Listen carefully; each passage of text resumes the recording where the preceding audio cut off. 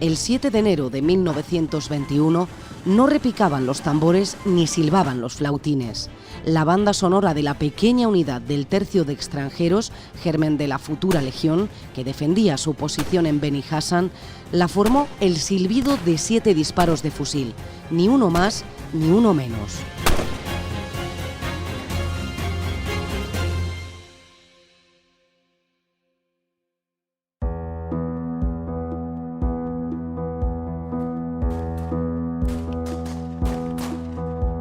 Duró poco la escaramuza en Marruecos. Ante el fuego español, los rifeños huyeron presas del pánico. Atrás quedó el cuerpo inerte de un camarero andaluz de tan solo 20 primaveras, Baltasar Queija de la Vega. La muerte le unió para siempre a su novia, fallecida días antes, aunque dejó un último recuerdo. Cuando sus compañeros rebuscaron en su guerrera, encontraron unos sencillos versos que les hicieron estremecerse. Somos los extranjeros legionarios, el tercio de hombres voluntarios que por España vienen a luchar. El mito cuenta que sobre este pequeño poema se creó El novio de la muerte, el himno más famoso de la Legión Española. Más de un siglo después, la canción resuena cada vez que esta unidad de élite desfila.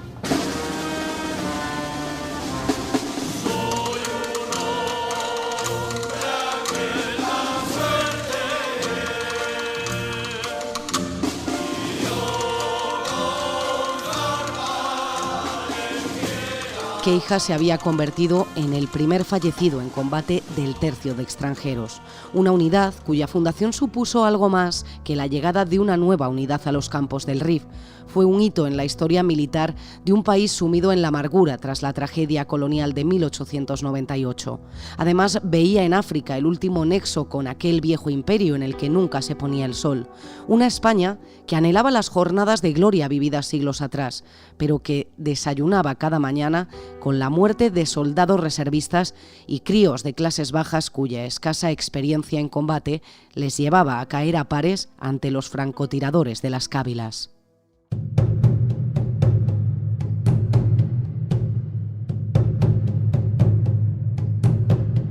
Pues desde el año 1909, que se produce el desastre del barranco del Lobo, pues el goteo de bajas es incesante. Es incesante, pues bueno, porque es un enemigo aguerrido, los rifeños, y porque las tropas españolas eran bastante inexpertas, ¿no? Entonces se producen cuantiosas bajas hasta que llega un momento de una masacre terrible, como es el desastre de Anual, que se produce en el verano de 1921, de alrededor de 10.000 españoles muertos, ¿no? Entonces, en ese contexto es donde nace la Legión. La Legión se crea porque se quiere crear un cuerpo profesional de soldados bien preparados, bien formados, que sepan plantarle cara al enemigo. Es decir, se crea la Legión para ganar una guerra que se estaba perdiendo. Juan José Primo Jurado es historiador y autor de Historia de la Legión. En su libro, entre otras cosas, cuenta dónde nace la idea de crear la Legión. El arquitecto del Tercio de Extranjeros fue José Millán Astray, veterano de las desdichas coloniales españolas. El entonces teniente coronel estaba convencido de que hacía falta una unidad de choque similar a las que otros países mantenían en África.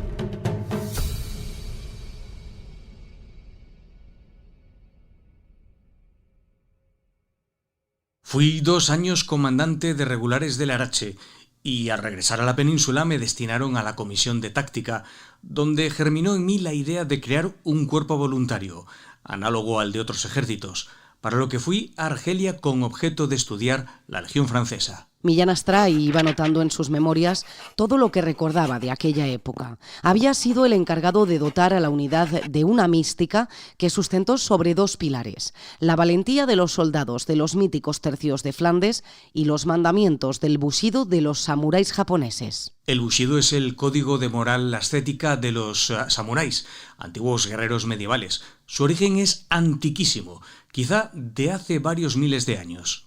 Se ajusta a las virtudes del alma japonesa, caballerosa, guerrera, sencilla, de culto profundo a los antepasados y veneración religiosa a su emperador, que representa para ellos a Dios y a la patria. El bushido se inspira en reglas de la más pura moral e iguala en su práctica, como el cristianismo, a todos los hombres, sin más separaciones ni privilegios de casta ni edades.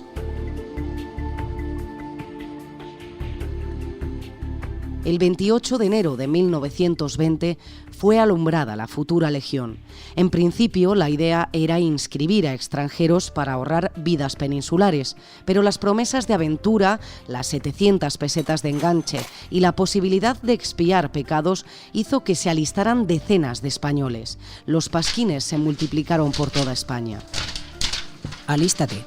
En la legión encontrarás un buen haber, primas de enganche, comida sana y abundante y excelente vestuario. Baltasar Queija se topó con uno de esos carteles en octubre de 1921 y le cautivó. Millán Astray, que es el fundador de la Legión, la dota desde el comienzo de una mística y una mítica. Y en esa mítica que se va creando en torno a la Legión está la figura de Baltasar Queija de la Vega. Baltasar Queija de la Vega era un chaval muy joven, había nacido en minas de Río Tinto, en Huelva, y muere el 7 de enero de 1921, el primer muerto de la Legión. Era un chaval joven que era camarero y se había alistado en la Legión. Ese muchacho llevaba entre sus ropas una carta que le había mandado su novia en la que pues le deseaba suerte y que le fuese bien en la Legión. Y esa novia había muerto en España, su tierra natal. Queija llegó a Ceuta poco después y recibió, como el resto de sus compañeros, la bienvenida del mismísimo Millán Astray. Venís a morir. La Legión os abre sus puertas, os ofrece olvido, honor y gloria. Vais a enorgulleceros de ser legionarios, podéis ganar galones y alcanzar estrellas, pero a cambio lo tenéis que dar todo sin pedir nada. Los sacrificios han de ser constantes y los puestos más duros y de mayor peligro serán para vosotros. Combatiréis siempre y moriréis mucho, quizás todos. Caballeros, legionarios, ¡viva el tercio! ¡Viva la muerte! Queija compatibilizó las cartas a su amada con las patrullas por los alrededores de Ceuta. Además, escribía versos, lo que le granjeó el apodo de El Poeta. Días de tranquilidad.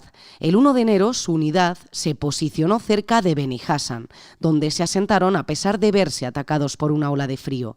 A la mañana siguiente, una inocente misiva le cambió la vida. Parece una novela, mas sus compañeros lo aseguran. Cierto día, a los muy pocos de salir al campo, dicen que recibió una carta fatal. Allá en su pueblo acababa de morir la mujer de sus amores, y el poeta, en la exaltación de su dolor, se emplazó a sí mismo invocando el unirse a la muerta con la primera bala que llegase.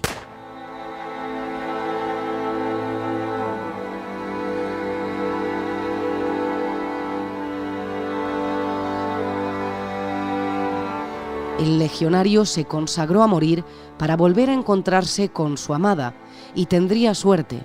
El 7 de enero se ofreció voluntario para hacer una guada. Queija de la Vega formaba parte de una escuadra que iba a hacer una guada en Zoco el Arba, cerca de Tetuán. Hay que tener en cuenta que el agua era un bien escaso en Marruecos, entonces su escuadra iba por agua a un manantial para llevarlo al campamento. Fue atacada por sorpresa, no fue una emboscada, y el objetivo parecía que era arrebatarle la arma. A las 11:30 el grupo de Queija fue atacado por los rifeños y él encontró al fin lo que anhelaba, la muerte. Fue de un disparo y ya en el cuartel, a donde le llevaron para intentar salvarle la vida. Después sus compañeros encontraron el poema. Baltasar Queija de la Vega, el infantil poeta, fue el primer legionario que murió en combate. Era un niño, de inteligente mirada y espontánea presteza. Hizo los versos de todos conocidos, de exaltada pasión y espíritu guerrero. Fue el trovador de la segunda bandera y cantó como el cisne para luego morir.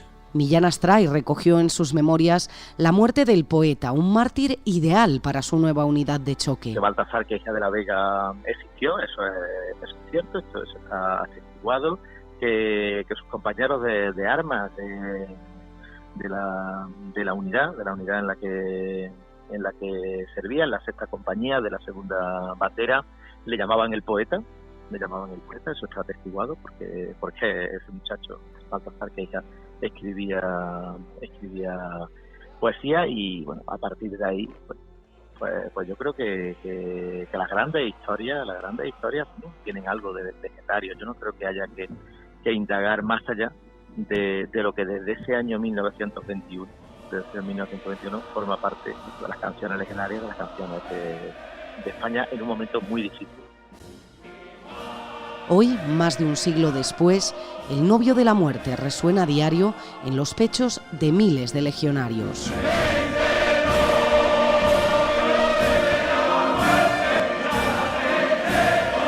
La historia del soldado que inspiró El novio de la muerte es un podcast de ABC, con guión de Manuel Villatoro, edición de Andrea Carrasco, locución de Andrea Carrasco, Manu Villatoro y Pachi Fernández, y la colaboración de Juan José Primo Jurado.